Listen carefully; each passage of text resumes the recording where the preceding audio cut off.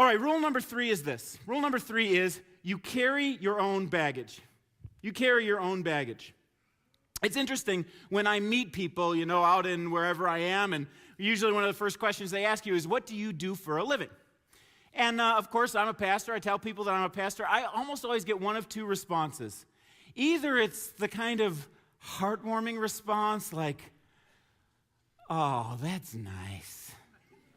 That must be rewarding. And they pat your head, it's like you're a puppy. Good pastor. The other response that I get is oftentimes when I'm with the guys. If I'm out on the golf course or at the gym or something, I meet some guys, that they find out that I'm a pastor, all of a sudden they stand up a little bit straighter and stop swearing. And, it's like insta-guilt came on them as soon as they came face to face with me. I find people have a similar experience with church. There's some people who will walk into a church for the first time and they'll just go, oh, this feels like home. It's a relief. I love being here. And other people just walk into the building and it's like insta-guilt. I automatically feel uncomfortable. I don't know what's going on. I'm not really comfortable with God. That person, like a pastor or a place like a church, can represent something that makes you feel bad. And the funny thing about that response to me is that when you get to know Jesus, you find out that Jesus wasn't all about making people feel guilty. Jesus was about freeing people from their guilt. Jesus was about taking people's baggage on himself. People were attracted to Jesus who were the most immoral people, the prostitutes, the tax collectors, the dregs of society. They loved coming to Jesus, not because he was moralistic and self-righteous and pointed an angry finger at people, but because he helped them to deal with the guilt that they had. He told them, you do not have to carry your own baggage, but instead, I will take your baggage for you. It's interesting to see how Peter responded to Jesus when he had some baggage. You remember a resurrection scene where Jesus met Peter back in Galilee, just like he told the girls that, I'm going to go meet the guys out in Galilee. Well, by the time Jesus got to Galilee, Peter was already there.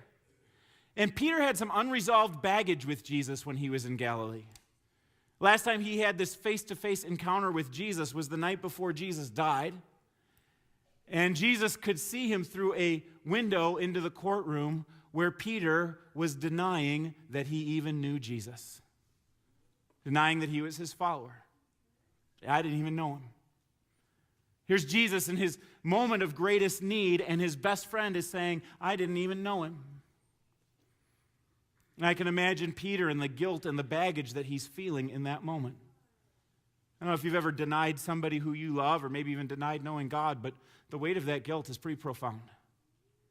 So fast forward to Peter going to Galilee to wait for Jesus, and while he was there, of course, he did what he knows how to do. He went fishing. You got to eat, right? So he goes out and he goes fishing one night, and one night they haven't caught anything, and a guy walks up on the shore, and he says, hey, you caught anything? And Peter and John are out there like, no, we have not caught anything. And then he says this little phrase. He says, well, throw your nets on the other side of the boat.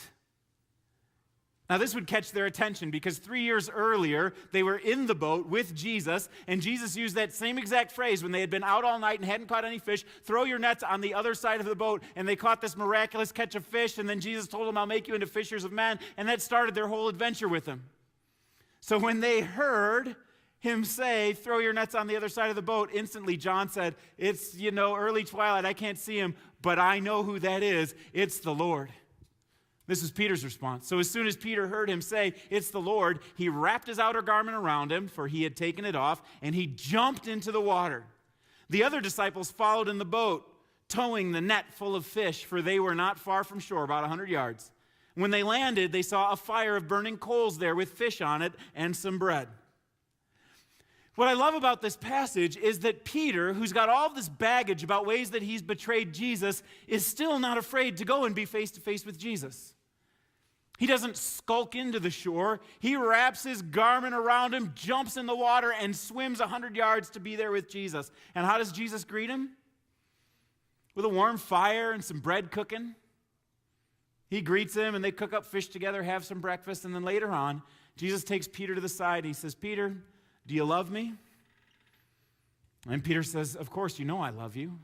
3 times Jesus asked that question, do you love me? Of course, you know I love you, Lord. And at the end of each time, Jesus says, well, then Peter, feed my sheep, take care of my lambs. He recommissions him. You notice 3 times Peter denied Jesus. 3 times Jesus reinstated Peter. He wanted him to be back on track. See, Jesus, when you come to him with your baggage, he comes to you full of forgiveness and reinstatement. That is just his M.O. As a matter of fact, Jesus one time said, come to me, everybody who's tired and has baggage, and I'll give you rest. That's what he wants to do for you. Take your baggage and give you rest.